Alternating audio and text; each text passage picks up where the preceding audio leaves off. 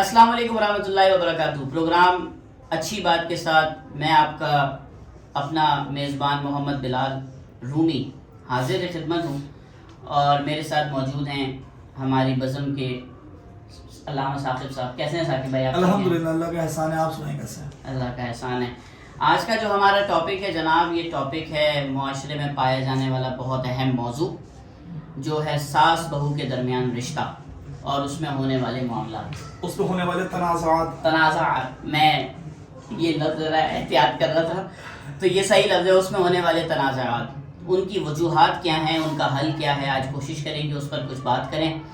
ثاقب بھائی، آپ سے آغاز کرتے ہیں. فرمائیے کہ یہ جو تنازعات ہوتے ہیں ان کا آغاز کہاں سے ہوتا ہے؟ آغاز ویسے تو بہت سارے اس کے کازز ہیں، ریزنز ہیں، لیکن بات یہ ہے کہ چونکہ ایک لڑکی جب کسی گھر میں جاتی ہے تو وہاں پر آلریڈی ایک خاتون موجود ہوتی ہے جو اپنی ایک چھوٹی سی رعایا بنا کر، باقاعدہ طور پر ریاست بنا کے بیٹھی ہوتی ہیں، اور ایسا ہے ہر گھر کا معاملہ ہے، اور وہ اس ریاست کی ملکہ کی حیثیت رکھتی ہیں، کیونکہ وہ اپنے رشتے کے بعد اس گھر میں آئیں، آنے کے بعد ازدواجی زندگی گزاری اور نشیب و فراز زندگی کے دیکھیں، پھر اس کے بعد ان کے یہاں اولادیں ہوئیں، ان کو بڑا کیا، پروان چڑھایا، آج ان کی شادیاں کی ہیں، تو وہ ان کی پوری ایک رعایا ہے.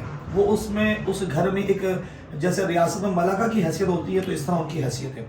اب ان کو چاہیے کہ یقینی سی بات ہے کہ وہ اپنی زندگی کے معاملات میں چلاتے ہوئے سب سے پہلے یہ بھی پیش نظر رکھیں کہ بھائی میں بھی بہو بن کر آئی تھی، تو وہ جو فیلنگز تھی ان کو وہ اپنا ماضی تھوڑا سا یاد رکھنا چاہیے. اور ہمارے یہاں جو بہویں جاتی ہیں ان کو یہ خیال رکھنا چاہیے کہ بھائی میں کسی کی رعایا میں جا رہی ہوں، اور جہاں پر آلریڈی ایک خاتون پوری ریاست بنا کر اپنے گھر میں بیٹھی ہیں، تو لہذا میں وہاں پر جاؤں گی.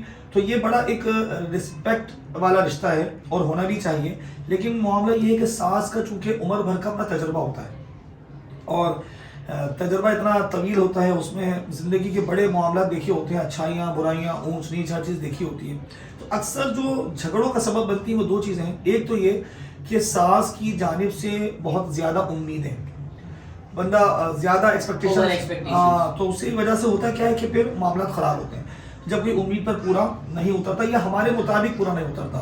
دوسرا معاملہ یہ ہوتا ہے کہ چونکہ اپنے ساتھ بھی ماضی میں گزرا ہوتا ہے، تو ذہن میں یہ بات ہوتی ہے کہ بھائی یہ تو ہوگا، ہم نے بھی جھیلا ہے تو تمہارے ساتھ بھی ہوگا. یعنی کہ وہ بسا اوقات غلطیوں کو دیکھنے کے باوجود یہ کہتے ہیں کہ جی یہ تو ایک معمول ہے، یہ تو ہونا ہی چاہیے.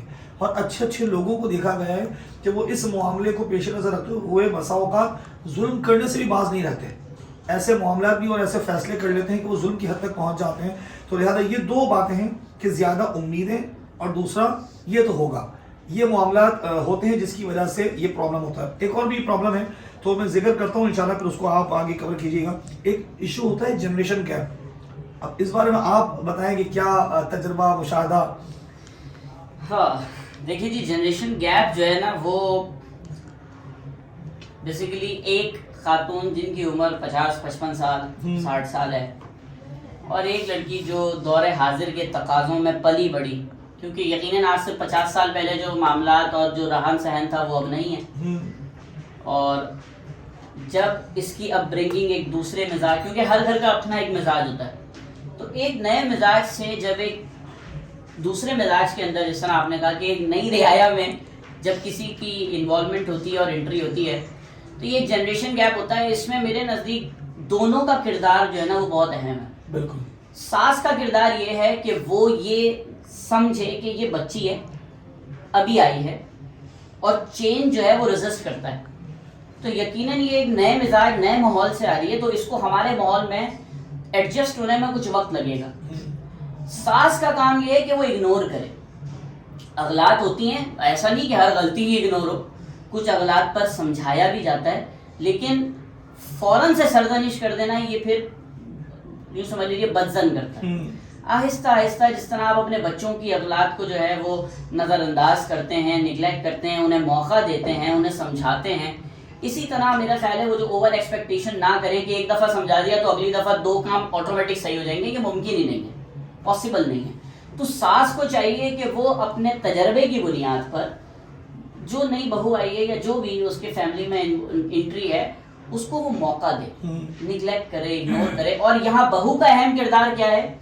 اسے چاہیے کہ وہ یہ سمجھے کہ بھائی میں ایک نئی جگہ جا رہی ہوں, جتنا کچھ گزار چکی, جو ماحول میں نے دیکھ لیا وہ یہاں ختم, وہ گھر پہ چھوڑ دیا, اب میں نے رہنا ہے اس ماحول کے مطابق, کیونکہ میں نے زندگی یہاں گزارنی ہے اور میں نے یہاں سے اپنی آخری آرام گاہ جانا ہے. جو ہمارے یہاں بزرگ سمجھا کے بھیجا کرتے تھے کہ بیٹا وہاں سے بس اب تم نے ایک ڈولی جا رہی ہے, دوسری ڈولی سے ہی نکلنا ہے, اور یہ حقیقت بھی ہے, کیونکہ اللہ کرے ایسا ہی ہو, کیونکہ گھر خراب کرنے کی تربیت کبھی بڑے نہیں کرتے.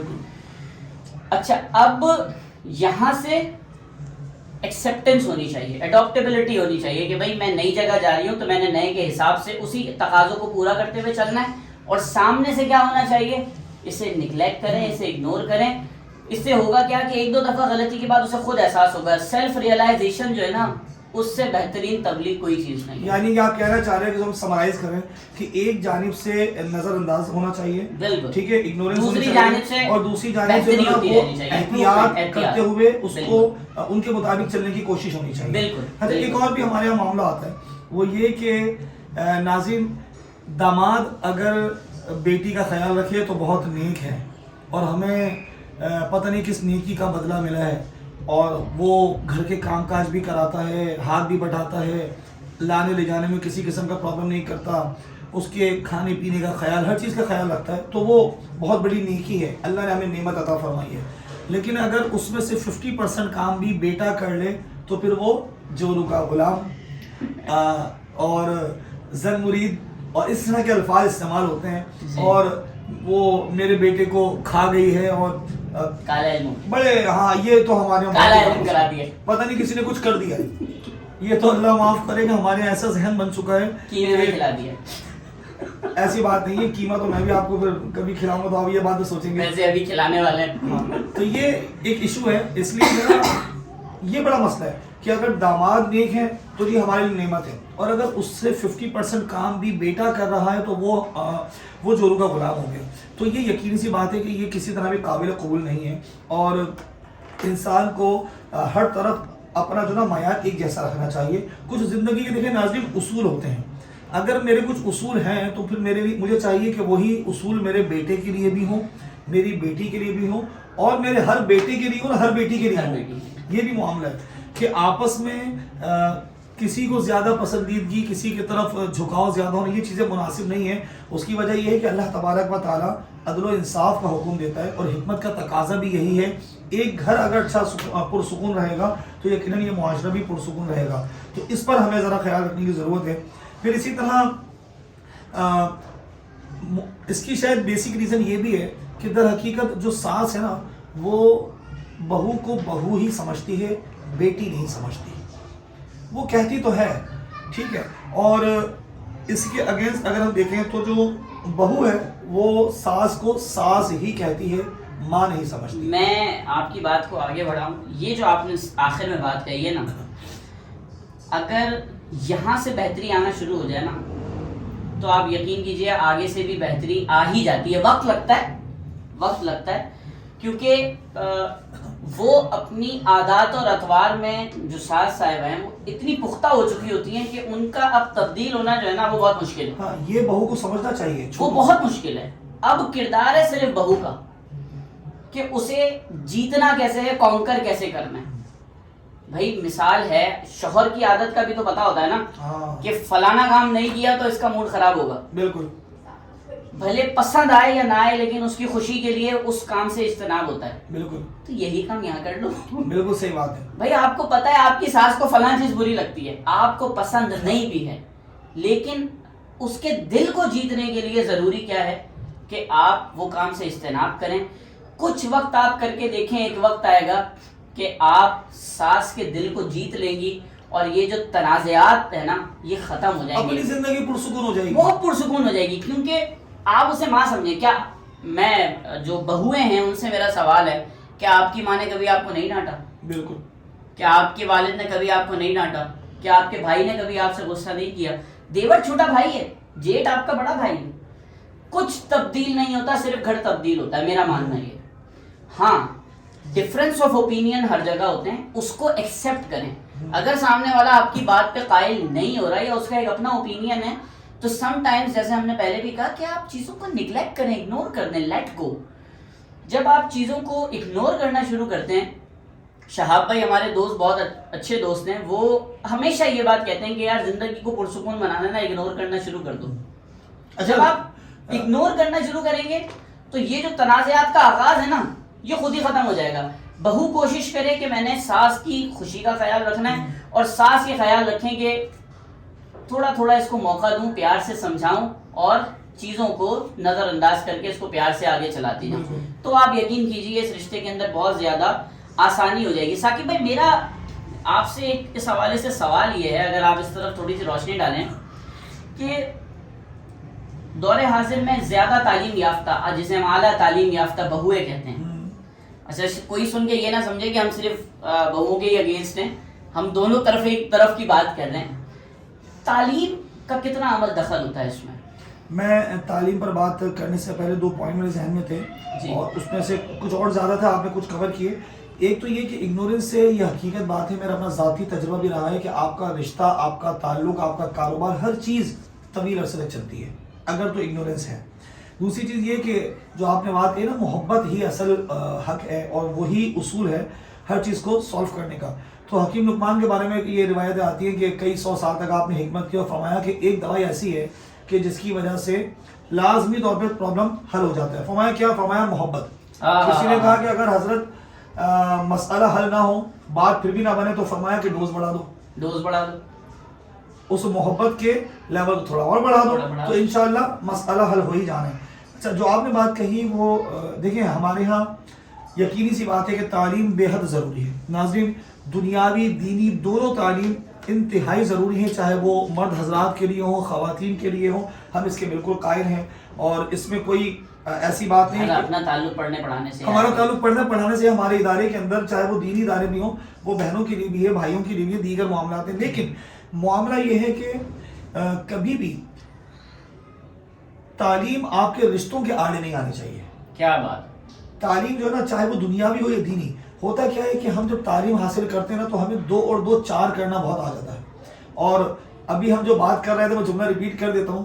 میں کہتا ہوں کہ دیکھیں، ایک ہے دنیا اور ایک ہے دین. اور اس کے لیے میں نے مثال جو دی تھی وہ یہ دی تھی کہ بھئی اگر انسان درجن میں 11 دینا شروع کرے تو وہ دنیا ہے، کیونکہ اس نے درجن میں کمی کر دی اور لوگوں کے حقوق کو تلف کر لیا، حقوق مار لیے، اللہ کے اور اس کے رسول کے حکم کے خلاف گیا. تو اگر کوئی بندہ درجن میں 11 دے تو دنیا، اور اگر درجن میں 12 دے تو دین، کیونکہ اصول کے مطابق ہے، اور اگر درجن میں 13 دے تو یہ تصوف ہے، صوفیہ کا طریقہ ہے کہ زیادہ ہی دو. تو ہمیں یہ ذرا سوچنا چاہیے کہ ہمارے جو تعلیم ہے نا وہ ہمارے رشتوں کو خراب نہ کرے. ہم 2 اور 2 4 کی بات تو کرتے ہیں، لیکن بات یہ ہے کہ ہمارے رشتوں میں ہم حکمت نہیں سیکھتے. آپ اگر دیکھیں، ریشو دیکھیں گے نا، تو ہمارے یہاں پہ زیادہ تر جو گھر خراب ہوتے ہیں ان میں اکثریت ان لوگوں کی ہوتی ہے جہاں پر اعلیٰ تعلیم، اور چاہے وہ دنیاوی ہو دینی، وہ زیادہ پڑھ لکھ لینے کے بعد 2 اور 2 4 کرتے ہیں، تو پھر اس کے بعد رشتے زیادہ نہیں چلتے. اچھا ہو سکتا ہے کسی کے ذہن میں سوال آئے کہ بھائی وہ تو اپنے حق کے لیے کھڑا ہی ہونا نہیں جانتے نا، تعلیم یافتہ نہیں ہوتے تو انہیں تو بولنا ہی نہیں آتا، تو وہ دب کے رہتے ہیں ساری زندگی. بات یہ نہیں ہے، بات یہ ہے کہ اس کے بعد زندگی خوشحال کس کی ہے، رشتے کس کے پاس زیادہ قریب ہیں، اور انسان اکیلا نہیں رہ سکتا. تو اسی لیے دنیاوی تعلیم ہو یا دینی تعلیم ہو، ہمیں حکمت کو ذرا پیش نظر رکھنا چاہیے. یہ ایک امپورٹنٹ ٹاپک ہے جس میں میرا یہ اوپینین ہے. آپ ہی کی بات کو آگے بڑھاتے ہوئے ثاقب بھائی، اب ہم اسے اختتام کی طرف لاتے ہیں.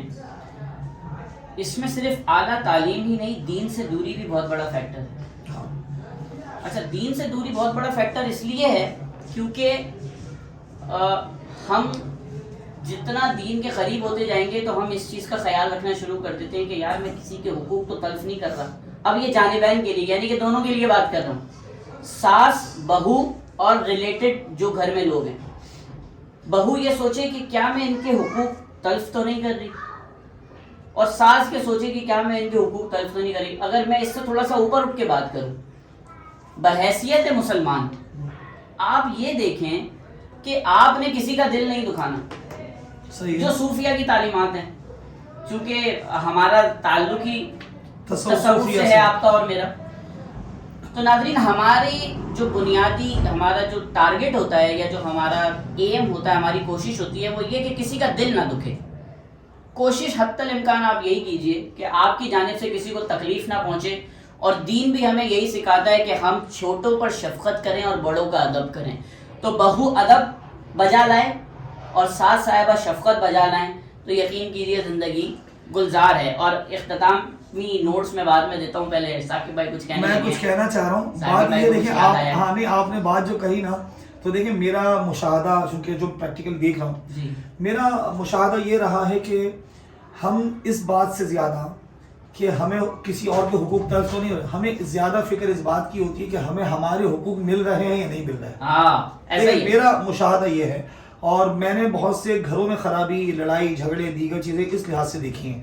تو آپ نے جو بات کی نا کہ دین سے دوری سبب ہے، تو دین سے دوری یقیناً سبب ہے وہ، لیکن وہ اس اعتبار سے بھی ہے کہ ہم در حقیقت دوسروں کے حقوق کا خیال رکھنا نہیں سمجھتے. ایسا ہی ہے. لیکن جو لوگ لمیٹڈ دین پڑھتے ہیں نا، یعنی کہ یوں کہا جائے کہ فقط وہ اپنے مطلب کا دین پڑھتے ہیں، ایثار نہیں پڑھا ہوتا، حکمت نہیں پڑھی ہوتی، تو پھر وہ کہتے ہیں کہ نہیں یہ تو ہمارا فرض ہی نہیں ہے، ہم کیوں کریں. ایسا ہی. اور اس بات کو لے کر کئی گھر خراب ہوتے ہوئے دیکھیں. ایسے ہی اور بانٹنا شروع کر دیں، چاہے عزت ہو، محبت ہو، کچھ بھی ہو، بانٹنا شروع کر دیں، آنا شروع ہو جائے. بالکل بالکل. اور اختتام پر میں صرف ایک ہی یوں سمجھ لیجئے کہ اس کا حل جو میرے نزدیک ہے وہ یہ ہے، جو میں سمجھتا ہوں وہ یہ کہ بہو ہر معاملے میں یہ دیکھے کہ اگر میں اپنی ماں کے ساتھ ایسا کروں یا میری بھابھی میری ماں کے ساتھ ایسا کرے تو مجھے کیسا محسوس ہوگا. بالکل میں وہ بالکل آپ کو اسٹریٹ فارورڈ بات کر رہا ہوں. اور ساس یہ سوچ کے دیکھے کہ جب میں آئی تھی تو میرے ساتھ بھی یہ ہوا تھا، مجھے بھی برا لگا تھا، یا میری بیٹی یا میری بیٹی. یہ والا جو پوائنٹ ہے نا، یہ بہت زیادہ افیکٹو ہوگا عمل کرنے میں کہ اگر میری بیٹی کے ساتھ ایسا ہو تو مجھے کیسا محسوس ہوگا. بس اگر یہ دونوں اس چیز کا دھیان رکھنا شروع کر دینا ثاقب بھائی، تو ہماری جتنی گفتگو ہے نا، میں آپ کو کہتا ہوں اس سے اگر آپ یوں کہیں کہ سمندر کو کوزے میں بند کرنا ہے تو وہ یہ ہے کہ دونوں ایک دوسرے کے جو ہے نا وہ شیلف میں جا کے سوچنا شروع کر دیں کہ اگر یہ میرے ساتھ ہو تو کیسا محسوس بس یہ ہوگا. بات ختم ہو گئی. آپ یقین کیجئے یہاں پہ بات ختم ہو جاتی ہے. بس اسی چیز کو ہم بھی اپناتے ہیں اور اپنائیں گے. اور آپ سے بھی گزارش ہے کچھ بھی کرنے سے پہلے یہ ضرور سوچیں کہ اگر یہ میرے ساتھ یا میری ماں کے ساتھ ہو تو مجھے کیسا محسوس ہوگا. جو جواب بہو کا ہو اسے چاہیے کہ وہ اس کے اوپر عمل کرے، اور یہی چیز وائس ورسا ساس کے اوپر آتی ہے. آپ کے پاس ہمارا ای میل ایڈریس موجود ہے، اچھی بات @gmail.com لکھا ہوا بھی آ رہا ہوگا. اور ساتھ ہی ساتھ آپ ہمیں ای میل کر سکتے ہیں، کامنٹس میں بتا سکتے ہیں، ٹاپک سجیسٹ کر سکتے ہیں. اللہ کے حضور دعا ہے کہ جو ہم نے گفتگو کی اس پر پہلے ہم خود عمل کریں، اور اللہ تعالیٰ آپ کو بھی عمل کی توفیق دے. ایک نئے ٹاپک اور نئے پروگرام کے ساتھ ملاقات ہوگی. السلام علیکم ورحمۃ اللہ.